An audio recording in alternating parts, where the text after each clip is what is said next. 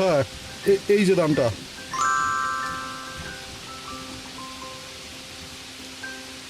তিনজন লোক বৃষ্টির মধ্যে দৌড়ে এলো চপের দোকানে।